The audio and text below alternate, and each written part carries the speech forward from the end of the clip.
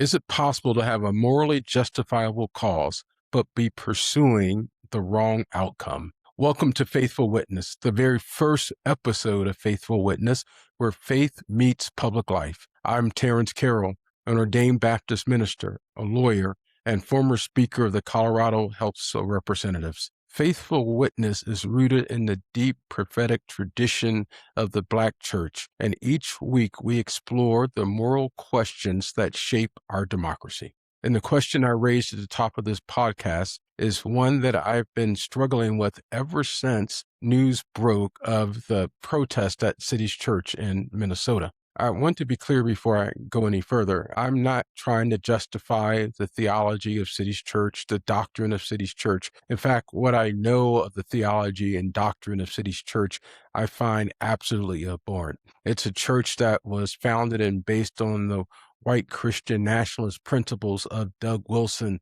and folks of his ilk. In fact, from what I understand from news reports, Doug Wilson was involved in the planting, that's church speak, for the founding of City's Church. I'm not even saying that I think it's okay that one of the pastors of the church is an ICE agent, because I find that quite problematic for a minister of the gospel, at least someone who claims that they're a minister of the gospel, to be engaged in acts that deny the basic human dignity of our fellow sojourners on this earth, simply because they may have black or brown skin, or they may have an accent, simply because they've been deemed by this administration as people who are persona non grata because of their immigration status. I don't think many of us, or at least people who are probably listening to this podcast, believe that ICE has gone about its charge in a way that's moral, in a way that's ethical,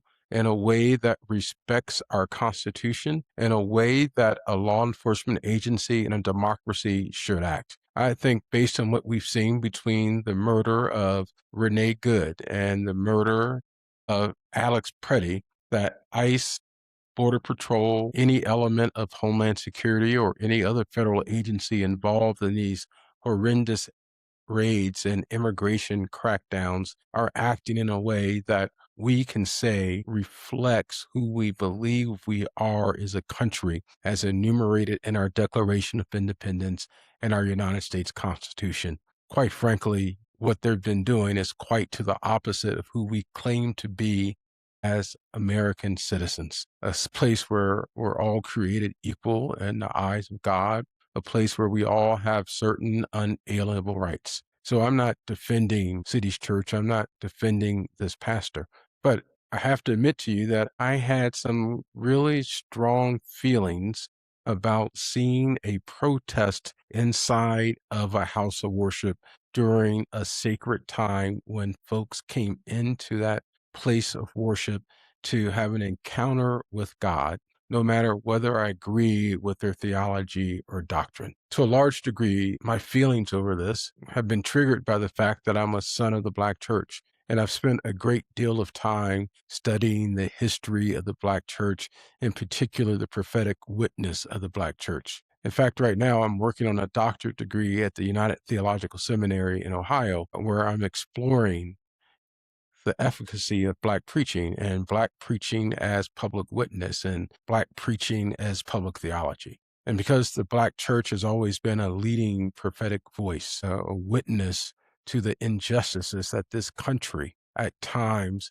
has engaged in, and the cruelty that this country has engaged in, particularly towards people of color, from the enslavement of Black Africans to the Trail of Tears, to the Chinese Exclusion Act, the internment camps we put Japanese folks in, to the fact that we did not allow Jewish people in the early 90s to enter this country to escape oppression under the Nazi regime, which eventually led to the Holocaust. This country has a lot to answer for. This country's engaged in a behavior that is beneath who we claim to be as America. We have not always acted like a beacon of democracy where all people can come here, or as the Statue of Liberty said, give me your tired, give me your weak, give me your poor. Hopefully I got that right, but I think it's a pretty good paraphrase of what's inscribed on the side of the Statue of Liberty. So I'm not trying to defend that, or I'm not trying to define anything that folks at Cities Church are doing, but I'm saying as a Black man, a Black pastor, I was triggered because the Black church, in the course of fighting against all the injustices that this nation has engaged in and placed on the shoulders of its most marginalized residents and people who live here and citizens, the Black church has been targeted by racists, and the Black church has been targeted by the Ku Klux Klan, and the Black church has been targeted by those folks who would seek to silence our voice. And oftentimes the way that they've tried to silence the Black church is through attacking our churches during times of worship and attacking members of the Black church simply because our congregations choose to speak out and choose to proclaim a gospel of freedom and liberation, and not a gospel that pays homage to the empire. Some people have a problem with that, and they've acted in a way that called them to act out on their hatred all throughout history. From the earliest churches that enslaved people started on the backwoods of the plantations, sometimes called hush harbors, to the antebellum South, to Reconstruction, to the Jim Crow era, Black churches have always been targeted for violence. And so whenever I hear of someone entering churches to cause disruption, I start to have memories of things like the bombing at the 16th Street Baptist Church in Birmingham, Alabama, where 4 little girls lost their lives on a Sunday morning during the midst of worship service, simply because someone didn't like that 16th Street Baptist Church was being used as a hub of the civil rights movement, because the folks there said, we don't believe that the living God of the universe would see us oppressed. So members of the Ku Klux Klan bombed the church and killed those 4 little girls. Or more recently, when Dylann Roof entered in 2018, Mother Emanuel AME Church in Charleston, South Carolina, and killed the Mother Emanuel 9 while they were in the middle of a prayer and Bible study session where they were worshiping God in that sacred space. Dylann Roof abused their hospitality and took their lives. For many of us, those of us who have grown up in the Black church or grown up around the Black church, we've always seen the Black church as a sacred space, a space that should be inviolate.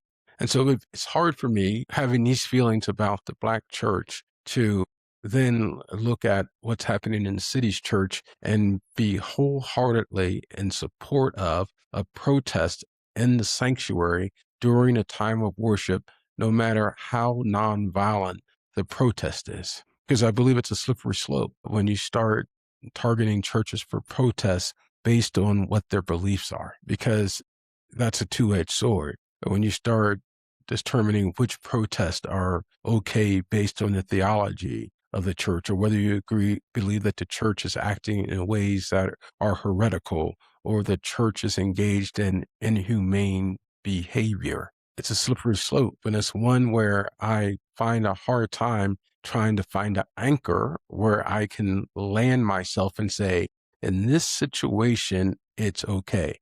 And I assume there probably is a situation where it would be okay.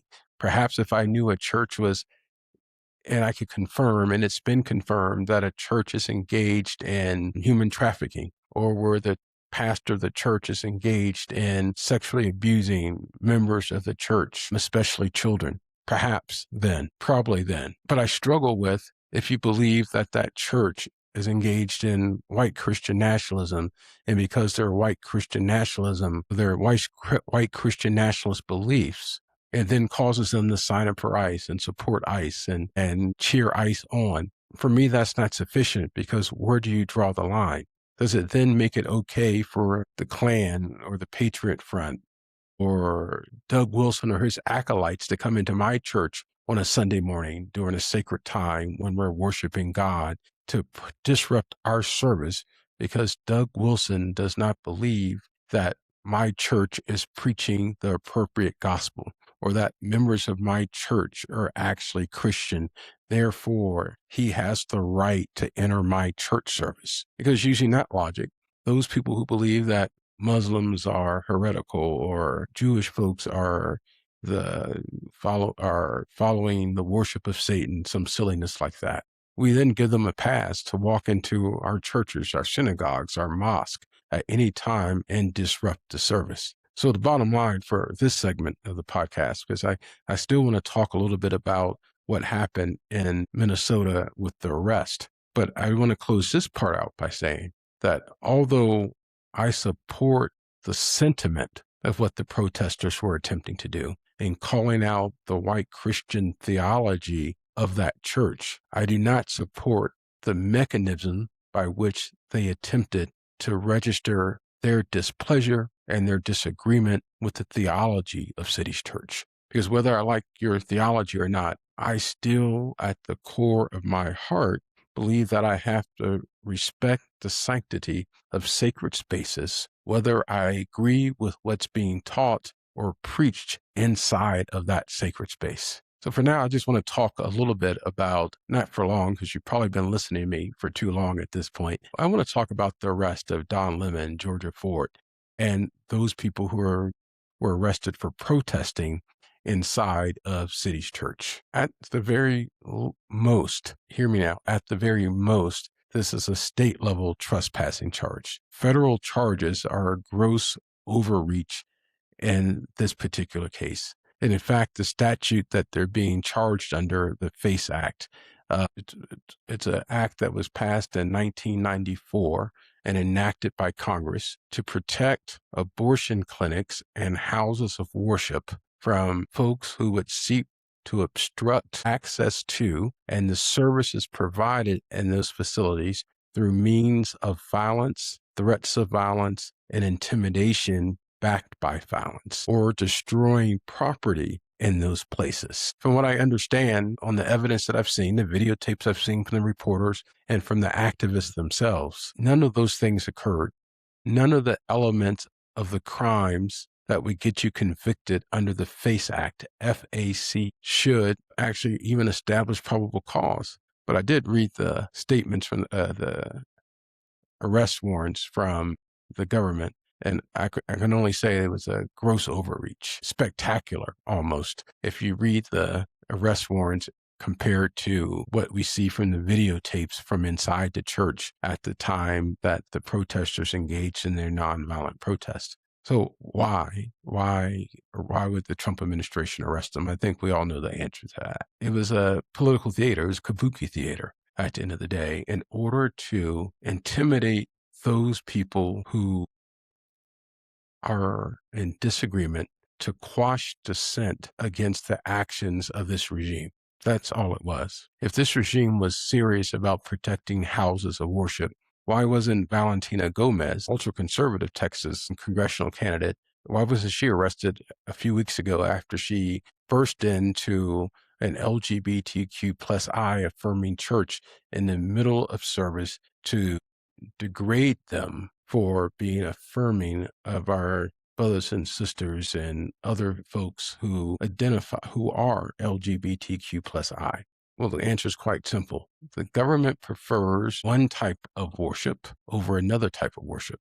This government prefers one voice of protest over another voice of protest. That's the same reason this government has not arrested, under the FACE Act, the pastor, the so-called pastor, who went to Atlanta Church and went to the New Birth Missionary Baptist Church, where the Reverend Dr. Jamal Bryant is the pastor. And he disrupted the church service there on a Sunday morning during worship in a nonviolent way. He just simply came in and yelled and said that Jamal Bryant, Dr. Bryant, and his congregation was engaged in heresy and was doctrinally impure and theologically misguided. In fact, he said they were all going to go to hell. He disrupted the church service, but he was not arrested by federal agents and charged under the FACE Act. Again, the answer is pretty clear. This regime, this administration prefers certain type of voices, and this regime will put its thumb on the scales of justice in order to punish those voices that it deems are standing in the way of this regime pursuing its unconstitutional and anti-democratic pursuits. Plain and simple. It's pretty clear.